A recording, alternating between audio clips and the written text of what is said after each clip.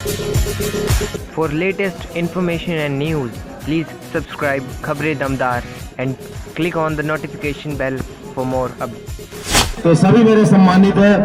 कोई ज्यादा कोई राजनीतिक बातें तो करनी आती नहीं है, बड़े सच्चे मन से आपके बीच आया हूं, हाथ जोड़कर यही कह रहा हूं कि भाई पहले 10 साल से हमारे भाई यहाँ तैयारी कर रहे थे। 2 बार चुनाव भी लड़ा भाई शशि ने, मेहनत भी करी, काफी टीम उन्होंने जुटा के रखी हुई थी। तो मैं आपसे ये कहना चाहता हूं कि कई चीजें ऐसी होती है जो ऊपर वाला डिसाइड करता है। मेरे भाई शशि जो तैयारी कर रहे थे, क्या पता भगवान ने उनके लिए कोई और पदवी जो है सोच रखी हो। और मैं आप सबके बीच ये कहना चाहता हूं कि मेरे लिए हमेशा वो एक भाई तुल्य रहेंगे। बहुत ही सम्मानित मेरे कम से कम 7-8 ग्राम के यहाँ सरपंच साहब बैठे हैं। मुझे लिस्ट दी गई थी नामों की, लेकिन मेरे लिए सभी बहुत सारे लोग हैं यहाँ पर। अगर नाम लेना शुरू करूंगा तो मेरे लगता है 1 आधा घंटा तो उसी में लग जाएगा। तो सभी मेरे सम्मानित है। ग्राम छदिया में यहाँ पर आज आयोजित इस कार्यक्रम में मौजूद सभी मेरे युवा साथी, मेरे सम्मानित बुजुर्ग और मेरे प्यारे बच्चों, देखिए कोई ज्यादा कोई राजनीतिक बातें तो करनी आती नहीं है, बड़े सच्चे मन से आपके बीच आया हूं, हाथ जोड़कर यही कह रहा हूं कि भाई पहले 10 साल से हमारे भाई यहाँ तैयारी कर रहे थे। 2 बार चुनाव भी लड़ा भाई शशि ने, मेहनत भी करी, काफी टीम उन्होंने जुटा के रखी हुई थी। तो जब मैं आया तो मुझे ये भी नहीं यकीन था कि भाई यहीं से टिकट मिल जाएगी और यहां से मैं आपका प्रत्याशी होऊंगा। भाई भारतीय जनता पार्टी में शामिल हुआ, आश्वासन मिला कि भाई तुम आइए और तुम पूरे हरियाणा में भाई बहुत सारी सीटें हैं, तुम तो कहीं से भी लड़ लोगे, 15 दिन में चुनाव जीतने वाले व्यक्ति हो तुम तो, क्योंकि पिताजी ने ऐसे काम किए हुए थे। तो मुझे लगा यार पता नहीं कहां से क्या होगा। फिर ऊपर वाले का आशीर्वाद लगा, मैं कहा चलो मेहनत शुरू करते हैं, बाकी जो ऊपर वाले को मंजूर होगा वो होगा। मैंने अपनी मेहनत शुरू करी आपके बीच में और बाबा की कृपा से टिकट मिली। तो मैं आपसे ये कहना चाहता हूं कि कई चीजें ऐसी होती है जो ऊपर वाला डिसाइड करता है, वो निर्णय लेता है। आप कुछ सोच रहे हो और ऊपर वाले ने कोई अपने समीकरण बनाए हो। मैं आपको उदाहरण दूं, राजस्थान के मुख्यमंत्री माननीय भजनलाल जी, इससे पहले चुनाव में टिकट मांग रहे थे वो। जब उनकी टिकट कट गई तो मेरे एक साथी है, उनके बहुत करीबी हैं, गुजरों का इलाका है भरतपुर में, वहीं के हैं वो। तो उन्होंने बताया कि चौराहे पे बैठ के उनकी आंखों में आंसू थे। तो 5 साल बाद उन्हें क्या पता था कि वो एमएलए नहीं सीधा मुख्यमंत्री बनेंगे। ये एक बहुत बड़ी बात है। तो मैं तो आपसे यही कहना चाहता हूं कि मेरे भाई शशि जो तैयारी कर रहे थे, क्या पता भगवान ने उनके लिए कोई और पदवी जो है सोच रखी हो।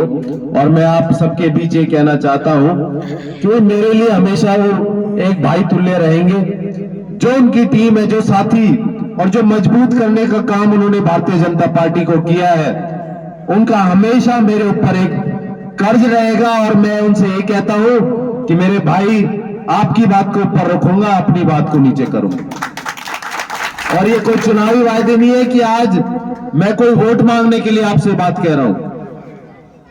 आज यहां पवित्र स्थान पर खड़ा हूं, आपसे ये वायदा करता हूं कि जो जो बातें मैं कहता हूं, ऊपर वाला मुझे इस लायक बनाए कि मैं उन पर खरा उतरूं। और कोई झूठे वायदे नहीं है आपके सामने, मेरे भाई की तरह रहेंगे। और सारे साथियों का मान सम्मान मैं करूंगा। इतना समय नहीं मिल पाया कि सबसे जो है व्यक्तिगत रूप से मैं मुलाकात कर पाऊं, लेकिन आज सार्वजनिक रूप से आप सबसे ये कहता हूं कि सब मेरे लिए बहुत ही सम्मानित रहोगे। और जो भी मेरे से बड़ा अपना बेटा समझे और मेरे छोटे मुझे अपने भाई समझे, एक परिवार के सदस्य की तरह आपके बीच रहूंगा। आपके बीच यहीं रहकर आपके काम करवाऊंगा और 36 बिरादरी का पूरा सम्मान करूंगा। इसके पीछे जितने बच्चों को एक वो मिलती है, एक सीख मिलती है, एक प्रेरणा मिलती है, वो देखिए। उन बच्चों की वजह से आपके हजारों बच्चे आज पढ़ाई में ध्यान देने लगे। ये एक बहुत बड़ी बात है। पहले मनोबल ही टूट जाता था कि भाई पढ़ लिख के भी गए तो पता नहीं कहां नौकरी मिलेगी, किसके चक्कर काटेंगे। पढ़ने लिखने में कम ध्यान होता था, नेताओं के चक्कर काटने में ज्यादा ध्यान होता था। तो वो प्रथा जो भारतीय जनता पार्टी ने खत्म करी है, इसका बहुत लाभ हो रहा है पूरे हरियाणा में और पूरे हिंदुस्तान में। माननीय नरेंद्र मोदी जिस तरह से कार्य कर रहे हैं, मुझे लगता है कि हमारे देश को जो एक बहुत बड़ी सोच उन्होंने बनाई है कि 2047 में एक विकसित देश कहलाए हमारा, कहलाए नहीं, विकसित बने।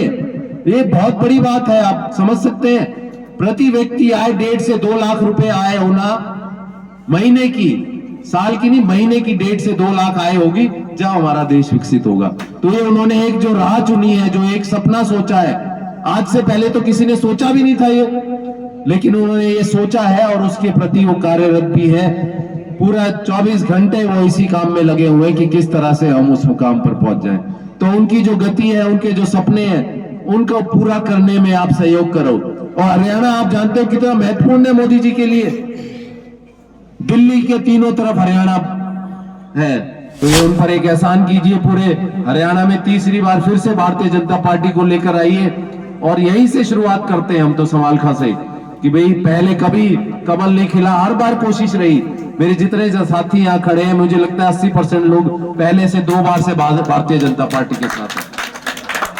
लेकिन इस बार आपसे ये वायदा कर रहा हूं, और इस आपके सामने दिख भी रहा है भाई, 2 तो कैंडिडेट हैं आपके, और आगे विधायक भी आपके, 2 भाई 3 भाई जितने मेरे साथी हैं, ये सब मिलकर हम जो है क्षेत्र का विकास करवाएंगे, सभी का साथ देंगे। हर गांव गली में यही कह रहा हूं मैं अपने साथियों से कि भाई जो गांव की समस्या है, गांव की तो छोड़िए, आपके गली मोहल्ले की, आपके पड़ोस की भी समस्या है ना, आप उसमें अपना वायदा कर लो। और आपका ये भाई, आपका ये बेटा आपसे वायदा करता है कि आपके वायदे मैं पूरे करवाऊंगा, ये आपसे वायदा करता है।